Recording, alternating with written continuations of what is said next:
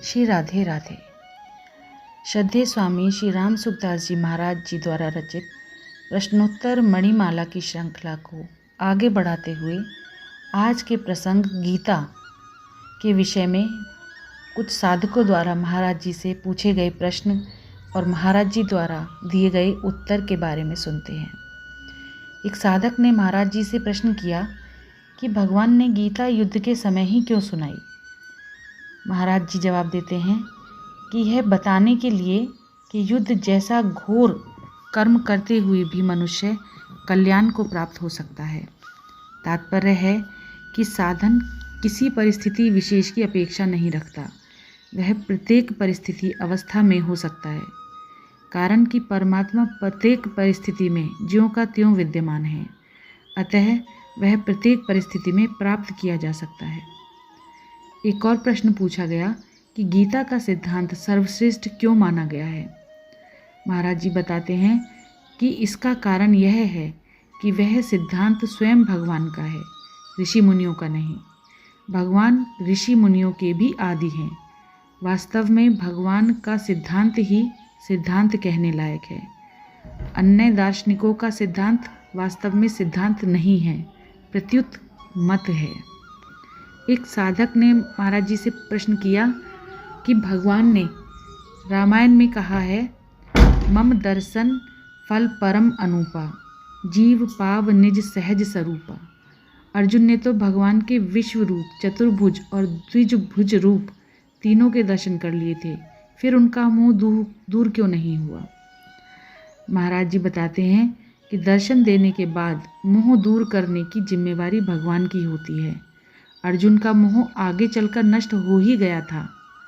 इससे सिद्ध हुआ कि दर्शन के बाद मोह नष्ट होता ही है, परंतु अर्जुन ने मोह नष्ट होने में न तो गीता श्रवण को और न दर्शन को ही कारण माना है, प्रत्युत भगवान की कृपा को ही कारण माना है। एक और प्रश्न किया गया कि गीता में श्रेष्ठ पुरुषों के आचरण की मुख्यता बताई है और भागवत में वचन की मुख्यता बताई है, दोनों में कौन सी बातें माने।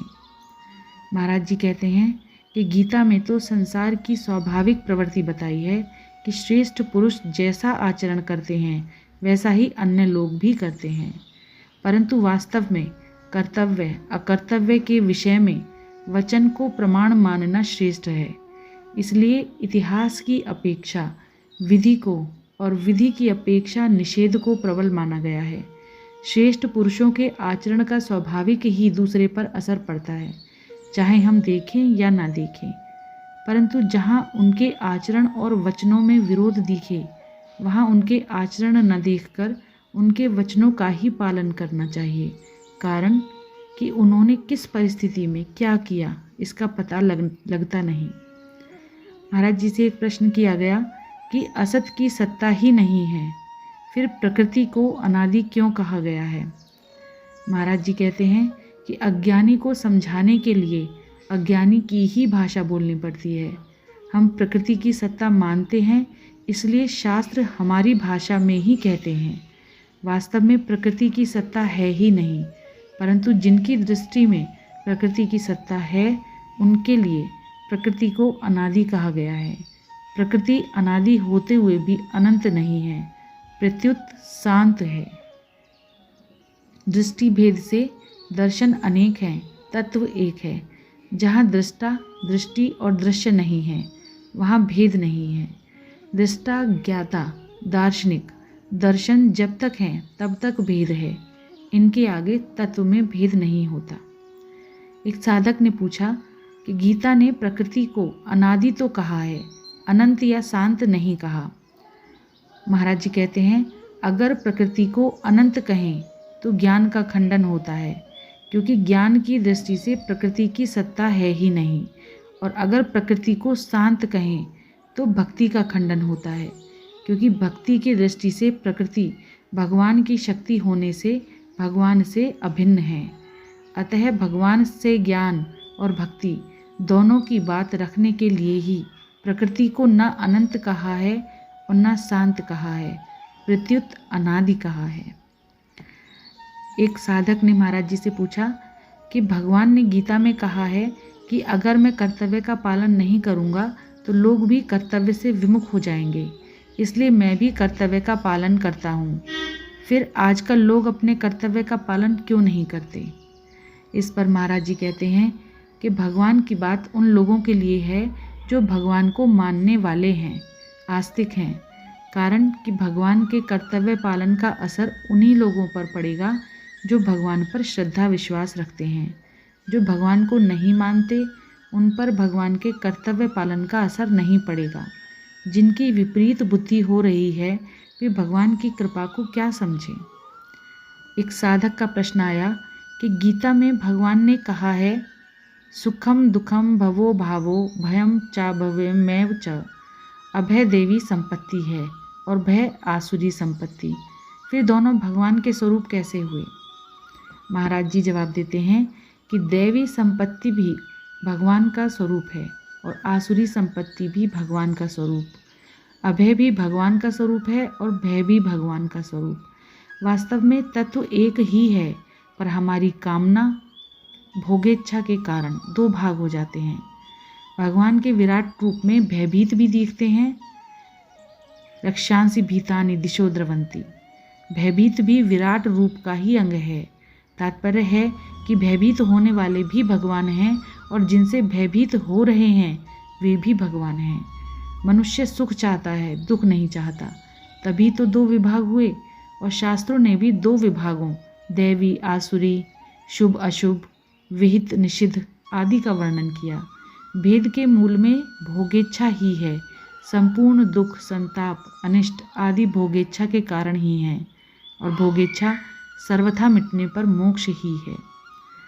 एक साधक ने प्रश्न किया कि भगवान में मन लगाना करण सापेक्ष साधन है जिसमें योग भ्रष्ट होने की संभावना रहती है। फिर गीता में भक्त के द्वारा मन लगाने की बात क्यों आई है? महाराज जी कहते हैं कि वास्तव में भक्त स्वयं लगता है, मन नहीं लगता। मन लगाकर स्वयं लगना करण सापेक्ष है, पर स्वयं लगकर मन स्वतः लग जाना करण निरपेक्ष। भक्त मन लगाकर स्वयं नहीं लगता, वह स्वयं लगता है, फिर उसके मन, बुद्धि, इंद्रियां भी अपने आप लग जाते हैं। एक और प्रश्न महाराज जी से किया गया कि गीता ने संसार को असत तो कहा है पर रज्जू में सर्प की तरह अध्यस्त नहीं कहा, इसका क्या कारण है? महाराज जी उत्तर देते हैं कि रस्सी में सर्प तो बोध होने के बाद नहीं दिखता, पर संसार बोध होने के बाद भी दिखता है। आसक्ति कर्ता में है पर दिखती है संसार में। अपने राग के कारण ही रुपयों में आकर्षण होता है। राग न रहने पर रुपये तो वैसे ही दिखते हैं पर आकर्षण नहीं रहता। इसी प्रकार भोगों की आसक्ति न रहने पर संसार तो दिखता है पर उसमें आकर्षण नहीं। वास्तव में संसार अध्यस्त नहीं है, प्रत्युत उसका संबंध अध्यस्त है। संसार आसक्त को भी दिखता है और विरक्त को भी, पर आसक्त को ठोस दिखता है और विरक्त को पोला।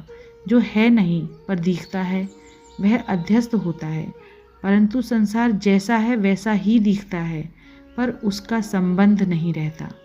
ज्ञानी महापुरुष को सोने की मुहर रूप से ही दिखती है, पत्थर रूप से नहीं, पर उसमें उसका राग नहीं होता।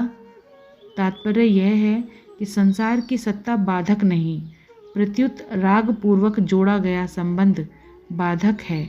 वैराग्य वस्तु की सत्ता का नाश नहीं करता, प्रत्युत राग का नाश करता है। राग पूर्वक संबंध बांधने वाला है। संसार दुखदाई नहीं है, उसका संबंध दुखदाई है।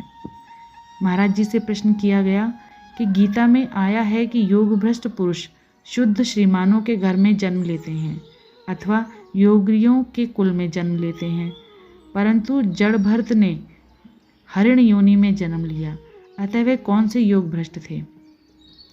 महाराज जी उत्तर देते हैं कि उनको योग भ्रष्ट नहीं कह सकते, कारण कि योग भ्रष्ट अपना साधन पूरा करने के लिए शुद्ध श्रीमान के घर में अथवा योगी के घर में जन्म लेता है। वहाँ पहले किए हुए साधन में पुनः लगता है। परंतु जड़ भरत ने न तो श्रीमान के घर में जन्म लिया और न योगी के कुल में, प्रत्युत हरिण योनि में जन्म लिया। उन्होंने हरिण योनि में कोई साधन भी नहीं किया, अतः वे योग भ्रष्ट नहीं थे, पर अंत समय में हरिण की तरफ वृत्ति जाने से उनको पुनः जन्म लेना पड़ा।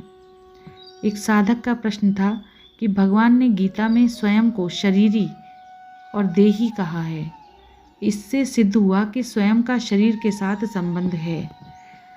महाराज जी उत्तर देते हैं कि स्वयं का शरीर के साथ किंचित मात्र भी संबंध न कभी था और न रहेगा और न होगा और न ही होना संभव है, परंतु भगवान ने साधकों को समझाने की दृष्टि से स्वयं को शरीरी अथवा देही नाम से कहा है।